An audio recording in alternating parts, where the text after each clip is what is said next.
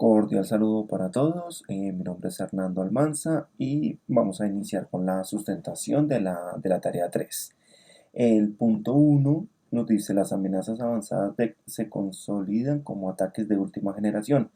Es importante que usted como experto tenga la capacidad de escribir por lo menos 4 ataques tipo APT, Advanced Persistent Threat, que se hayan dado en el transcurso del 2019 a nivel mundial. Con la investigación que realicé, pude encontrar, por ejemplo, una modalidad tipo exploit de 0 day, o sea que el ataque es nuevo y pues no se tiene información como tal de él. Y todo esto ocurrió en 2019 por unas actualizaciones de Microsoft, la cual tenían una vulnerabilidad que permitía pues a los atacantes ingresar al sistema operativo con privilegios avanzados y desde ahí pues realizar ya lo que ellos quisieran. Podían obtener información del sistema operativo, copiar información, archivos, todo lo que quisieran. Esto se dio principalmente en la distribución de Windows 7. Días después, Microsoft, por medio de otras actualizaciones, logró parchear la vulnerabilidad. Otro de los casos que se encontró fue en, de que los atacantes se hicieron pasar por un profesor de Cambridge, por un perfil falso de LinkedIn, y enviaron un documento, un formato Excel con supuestamente alguna información. Lo que en realidad había era un malware de tipo backdoor, o sea que abre puertas, puertos o demás vulnerabilidades en el equipo, obviamente sin que el dueño sepa.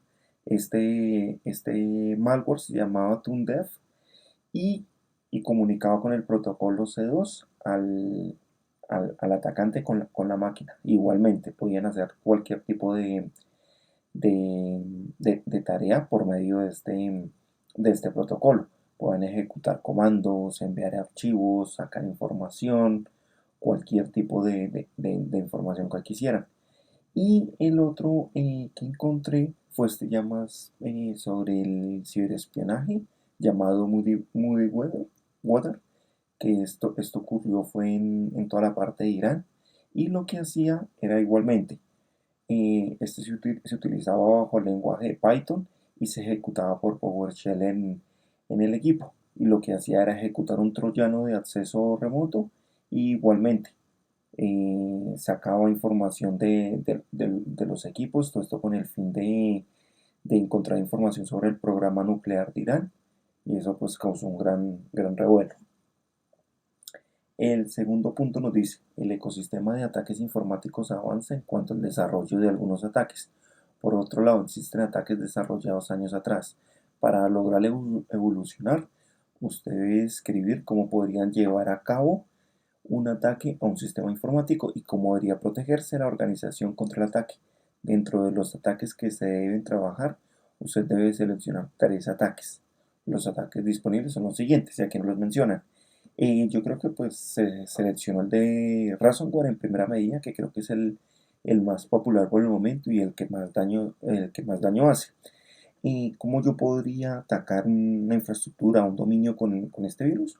Pues como sabemos, casi todo este tipo de malware soporta enlaces por el tipo phishing, por algún tipo de correo malicioso que le llega al usuario.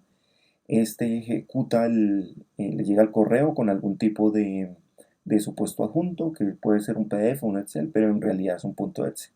El usuario no logra darse cuenta que es un documento falso, lo ejecuta, y el ransomware, si no encuentra obstrucción por parte del antivirus o del firewall, lo que hace, ya empiezas a encriptar los documentos. Todos los tipos de archivos que logre los encripta. Y esto lo que hace es deja la encriptación con un bloc de notas o con un TXT que le menciona al usuario simplemente como los datos, por así decirlo, para el pago del rescate, así como un correo electrónico. ¿Yo cómo me protegería de este tipo de ataques? Lo primero, para mí lo fundamental es que hacer capacitaciones continuas al usuario medio de la red, que sepa identificar un mail sospechoso, que no ejecute archivos provenientes de correos que no sean confiables, que ante cualquier duda reenvíe el correo a la parte tecnológica de la organización para así detectarlo. Y ya en cuanto a la parte de seguridad perimetral, lo primero, contar con un buen mecanismo de anti-malware. Casi todas los, mm, la- la- las compañías de correo electrónico en las mismas suites lo llevan incluido, simplemente la configuración que se le debe realizar. En segunda medida, bloquear desde que por medio del mail no se puedan recibir ningún tipo de ejecutables. Eh, También otra cosa que se podría realizar es contar con un buen antivirus, un buen firewall y entre esos el antivirus que tenga sí o sí la utilidad de anti-encriptación, que por ahí es donde funciona este tipo de ransomware. Y obviamente nunca pues pagar el rescate si eso alguna vez llega a ocurrir. El Defacement también me pareció pues muy interesante y yo lo atacaría igualmente por medio del phishing o por medio de una ingeniería social, lograr tener acceso al servidor donde alojen la página web, o si cuentan con un hosting en la nube como godaddy.com.co, lograr obtener las credenciales. Esto se podría lograr, por ejemplo, si instalando algún software de detección de teclado, ya que cuando llegue la persona que inicie sesión en el hosting o en el servidor, ya podemos capturar las contraseñas. Ya una vez ahí dentro, ya validaríamos si, cómo tienen el servidor web, si es por tipo, si está por Apache o por AES, y ya pues entramos al sitio y ya podemos hacer la modificación pues que deseamos. Y para protegerme de este tipo de ataques, yo lo primero que realizaría es, si yo tengo en mi hosting, en mi red, este sitio web, lo primero sería por VLAN, mantenerlo segmentado para que así sea más difícil el ingreso, así como una robusta política de contraseñas, que éstas se cambien constantemente y tener el multifactor activo. Igualmente, contar con backup totales, una vez por semana, aunque sea de la página web. En caso de que llegue a ocurrir, pues simplemente borro esta como está y subo el backup y listo. No, no quedaría varado por ese lado. Y ya si se encuentra en un hosting web, igualmente, ellos incluyen la protección con backups, igualmente, contar con protección de cambio de credenciales, así como la multifactor y que éstas caduquen constantemente para tenerla refrescando. Y otra modalidad que me pareció interesante para investigar fue el Parmin, que es lo que hacen es direccionar bueno, cómo yo atacaría nuevamente. Todo esto viene por spam o por phishing, y lo que yo haría en primera instancia sería buscar el sitio web de interés para falsificarlo. Por ejemplo, si es de un banco, enviarle a la víctima algún phishing sobre el banco, que le caducó la contraseña o que debe hacer un pago, cualquier cosa, y ya por medio de ahí em, em, ejecutar un script con permisos elevados que logre cambiar el host, que es ese archivo que se encuentra en System32, que lo que haría sería reenviar el sitio, o sea, cada vez que ingresen a la página del banco, que en realidad lo direccione a la página falsa. Simplemente con cambiarle una o dos palabritas y el dominio, ya podríamos publicarlo. Y ya, cuando ingrese, podríamos instalar un detector de credenciales y que nos la envíe algún tipo de cuenta. Entonces ya cuando el usuario ingrese las contraseñas, ya nos llegaría a nosotros. Y para protegerme de esto, yo creo que lo principal nuevamente, que la educación del usuario, que sepa distinguir un sitio web de uno falso, obviamente, nuevamente que no crea todo lo que le llegue por correo o al celular, y que sepa identificar si un sitio tiene certificados de seguridad SSL, que sepa abrir en el candado y que sepa reconocer si este es válido o no. Perdón.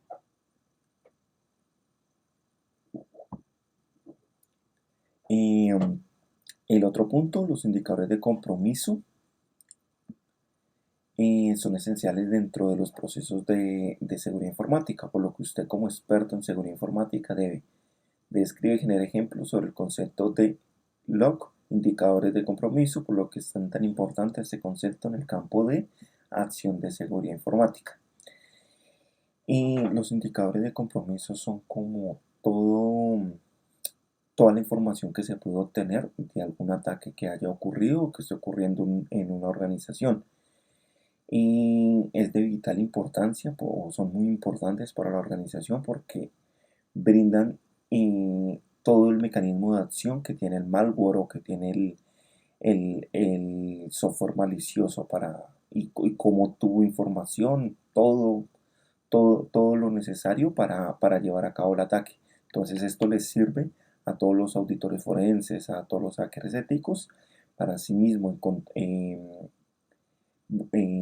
lograr detenerlo en primera medida y en realizar políticas o cambios, ya sea por medio de actualizaciones o software, para que este mismo ataque no vuelva a ocurrir igualmente.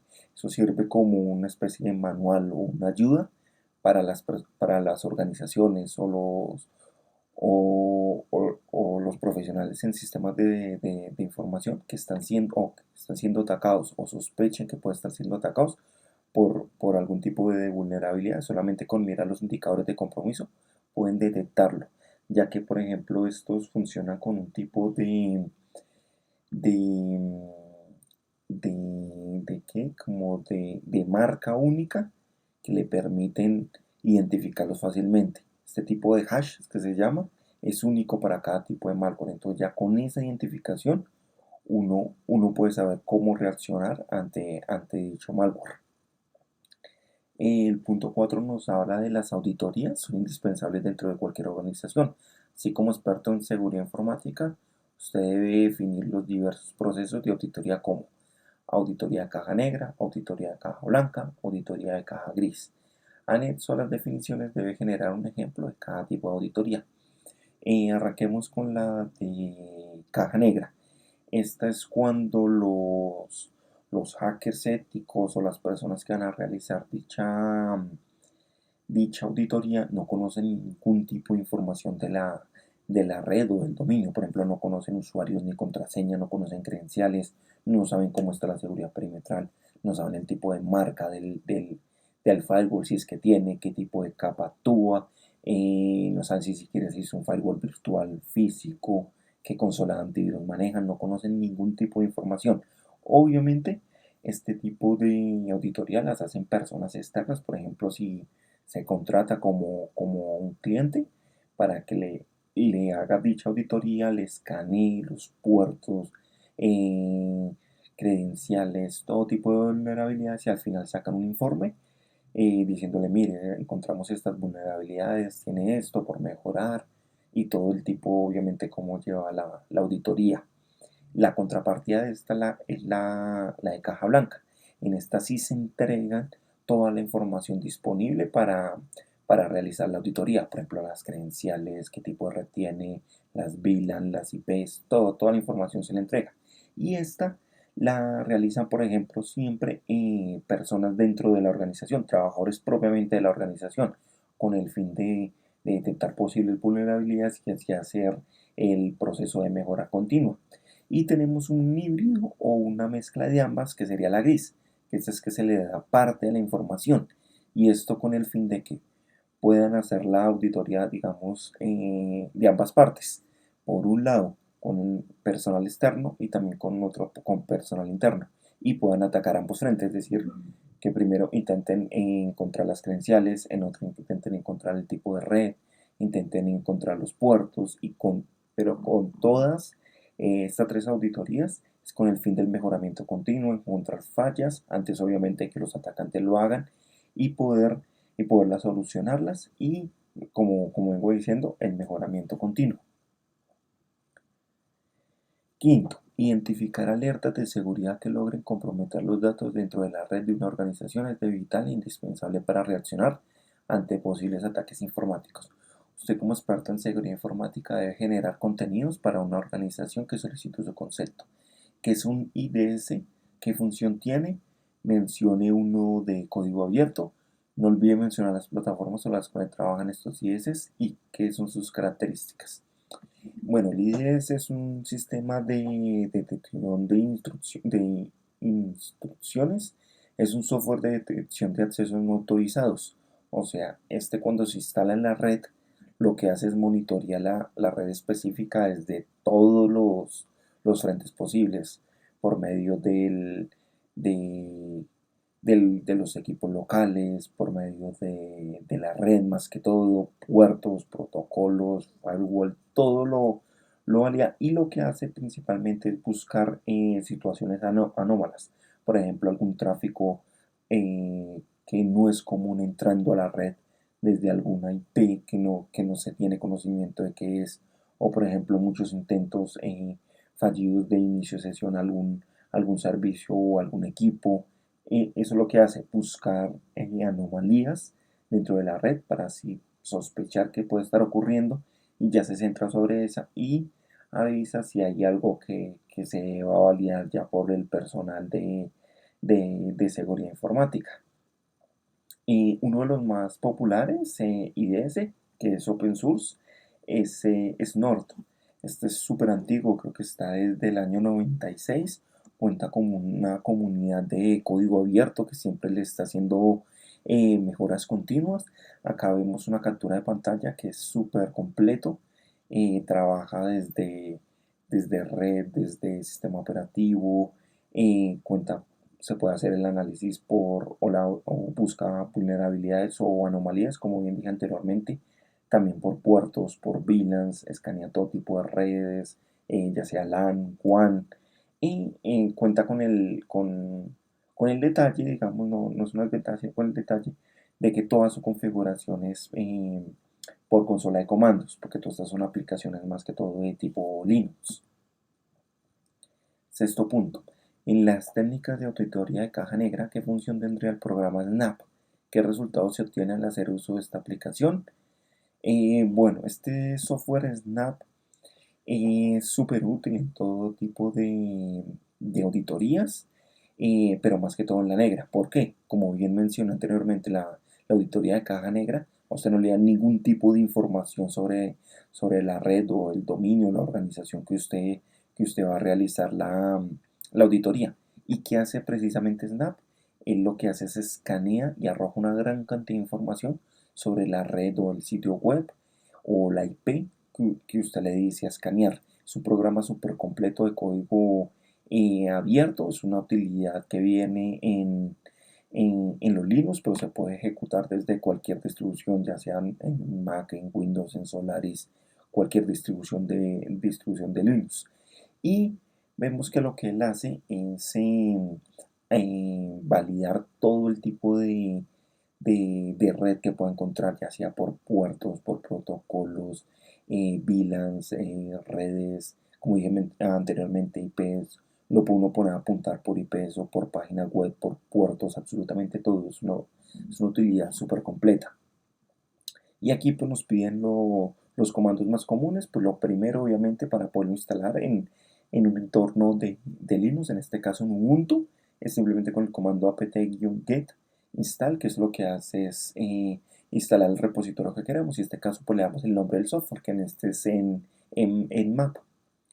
Y otro comando también que me pareció, bueno, el más útil de todos, como cualquier comando de Linux, es el comando de help, porque se nos muestra todos los comandos que tiene esta herramienta, como su sintaxis y explicación de cada partecita del comando, para ejecutarlo simplemente inmap espacio /help y enter, y ahí nos arroja toda la información. Lo primero que, pues para empezar a jugar con este software tan útil, sería ponerlo, por ejemplo, a escanear un sitio web en específico.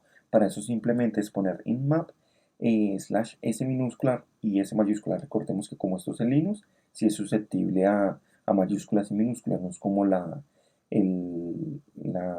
consola de PowerShell o de símbolo de sistema de Windows que no importa si tiene mayúsculas o minúsculas. El SSS es para que omita cualquier tipo de protocolo y se agrega el sitio web, por ejemplo, en este caso. Y aquí, por ejemplo, vemos una captura de pantalla del sitio web propiamente de snap.org.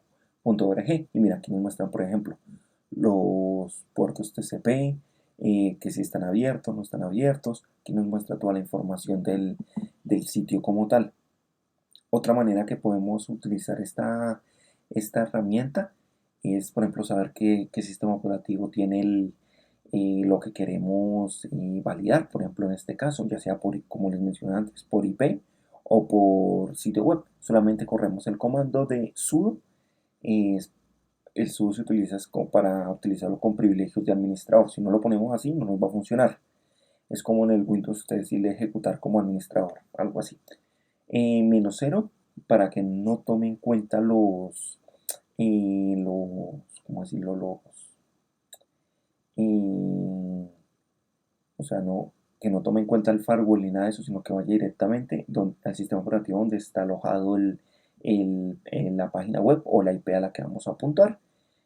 OSS Scan de Open System Scan, WES, que sería el invitado, y ahí ponemos la IP o el sitio web. En este caso nuevamente se utilizó Nmap y aquí vemos, aquí nos muestra, no sé si lo pueden ver aquí con el cursor, que este es un Linux, el sistema operativo, y ahí nos arroja una gran cantidad de información del sistema operativo. Otro comando muy útil, ya este sí ya es sobre la IP como tal. Igualmente, sudo porque toca ejecutarlo con privilegios de administrador, snap, obviamente el nombre del programa, y aquí ponemos la IP que deseamos. En este caso yo puse la IP de Google. Perdón.